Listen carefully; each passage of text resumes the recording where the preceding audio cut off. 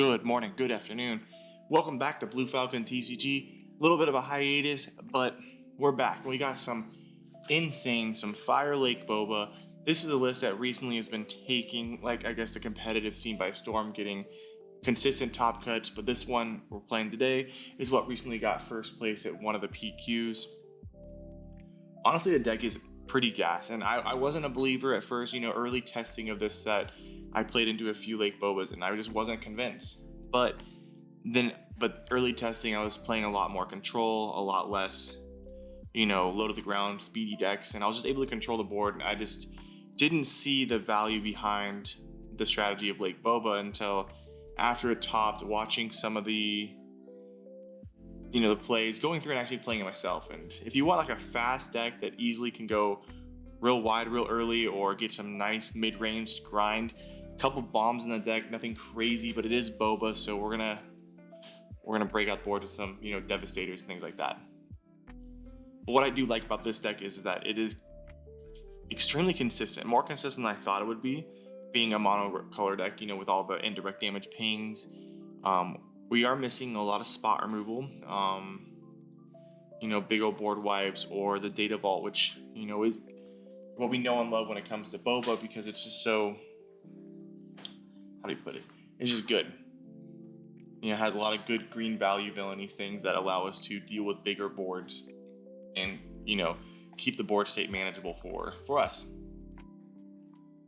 But yeah, so I wasn't a believer.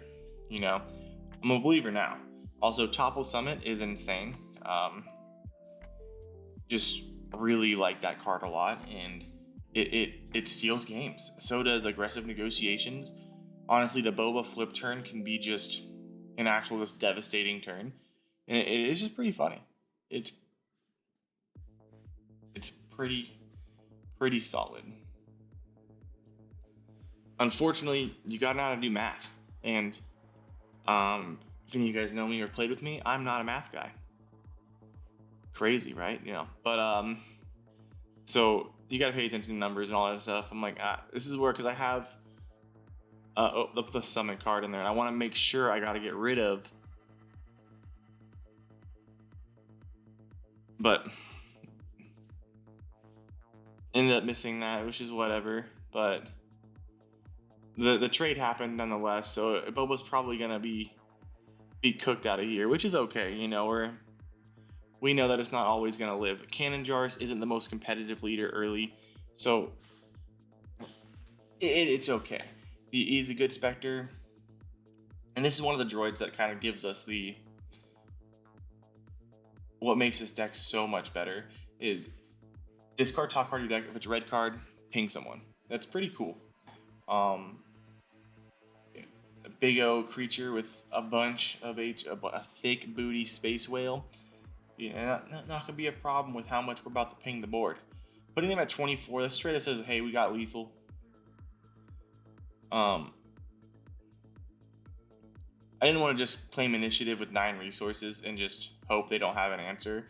So we're just gonna fill the board with essentially anything that can give us the game on both sides in both arenas, and it puts them in a weird predicament. They're not playing any crazy board wipes, so it's just do the indirect damage. We get to pick the damage because we got Devastator. It's too good, and we end up swinging game off of it. Next game into, why am I drawing a blank? Lando Calrissian. Honestly, this was like my number one when it came to heroism decks in early testing of the format. Fun ramp, good credit manipulation, makes use of the new mechanic in the game very well. If there was a way for him to multiple deploy, then he'd be an absolutely busted leader. And I still haven't figured out, what color I think is the best way to play Lando. There's been a lot of success from other players that are a lot better than me, playing in like green and blue and mono yellow. But who knows? The format is still young. Seems like it's just brand new, but it's a great deck. Consistently can make really big boards. Mando is an absolute menace, especially going Mando into a Bo-Katan and then into a Liberty. It just really feels that you're just gonna be nothing but disrespected. think we open up the perfect starter into the double spy play. Just being able to ping too, unless it just feels good. Um,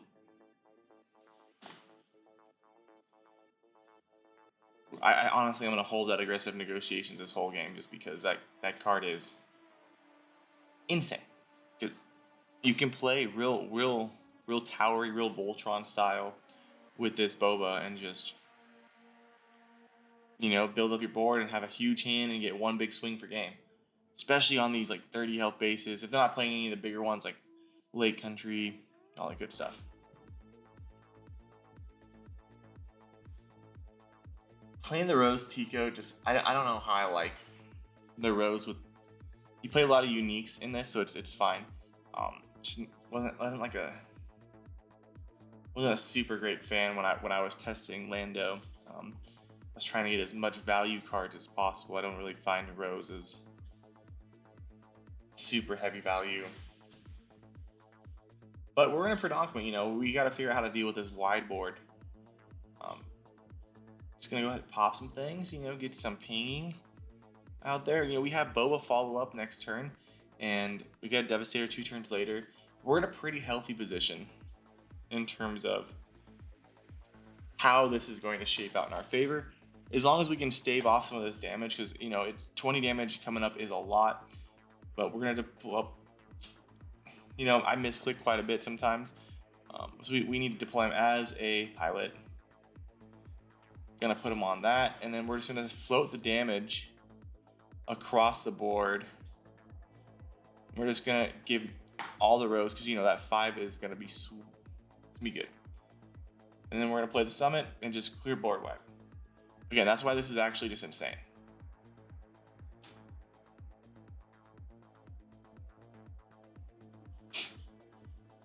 And then next turn we have game. No matter what they do, there's really no way that they're going to be able to put us on game right now. We have aggressive negotiations to steal the win. Okay, now if I remember this match correctly, this was probably one of the harder ones I played in the testing of the Boba.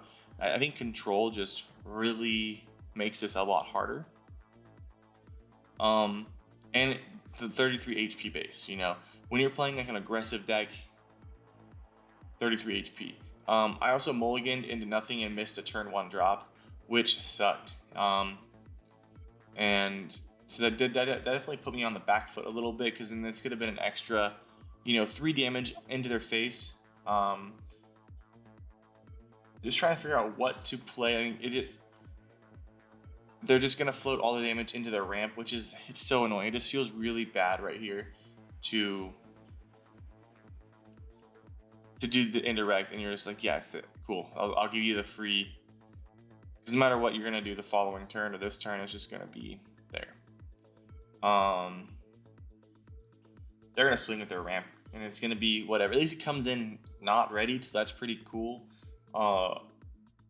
However, it is annoying that indirect damage just helps facilitate their trading of that card.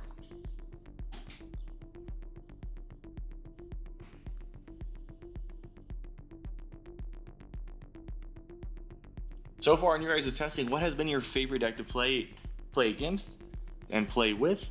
I haven't been to locals in a few months, so it's mostly just been some Carabast, and I don't know.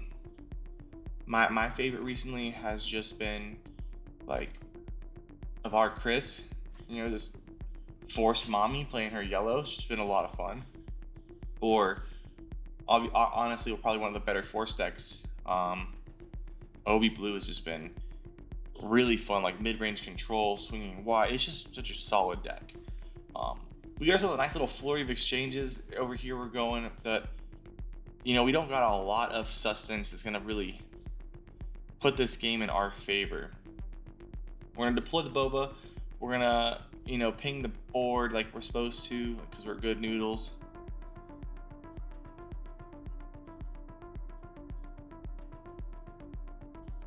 And I think where I messed up was getting rid of that shield. I should have I should have got rid of the shield. That way it would have just it would have made it easier for me. Or I should have got rid of the shield and played summit instead of playing the ambush on attack. Anyways, that's Naruto mechanic. The plot, play and attack. I think that would have gave me an extra turn, especially with how everything is. Or, like I said, I didn't want to just claim initiative while they had 7 resources, because obviously they're gonna do things. But this is just an absolutely just clutch victory coming through. This is another leader I thought would be a lot more powerful coming into the format, because blue-green villainy was the control prior to rotation, and now I think the best control version is red-blue villainy. With the new super laser, even with the inclusion of the splash stuff. And I don't know if you saw what really got it was the aggressive negotiations for 8 is what really cooked me. And that was honestly a good game. I hope you guys enjoy this content. Don't forget to like, subscribe, and check out the rest of the channel. And we're gonna check out the deck list. Right. So looking at the list now, it's real low to the ground, and it does what it does best. It puts a lot of damage up on the board really quickly. And like I said earlier, my favorite aspect about what makes this deck so much better in my mind is that it makes the reveal, the red black, or discard a red and then put a red card from your discard back to just ping damage. So it gives us not just so much a linear way to just deal damage to the board, let us have different ways to always proccing Boba every turn. We have a couple vanillas in here on our 3 drops, but that's just because it's a 4/3 and it's kind of a thick 3 cost that's just going to put up damage really quick. Aggressive negotiations is something that I personally would like to go to 3. Vader at 2 I think feels a little bit better than being at 3, but hey, I didn't win a tournament with this. I'm just going over the deck list. These are just my critiques and how I personally would play. But all in all, this deck is solid. It got first place. It's really fun. If you want to play a fun budget deck, the most expensive card in here is either going to be your Devastators or your Darth Vader. And you can forego one of them if you really wanted to. Actually, you can't get rid of Devastator. That is such a important card. But it's really good. If you guys like content like this, don't forget to like, subscribe, and comment. I would really appreciate it. We're slowly getting back into video content making. It's been a minute just because we just recently moved across the country. But I hope you all have a great day, enjoy your weekend, and stay safe.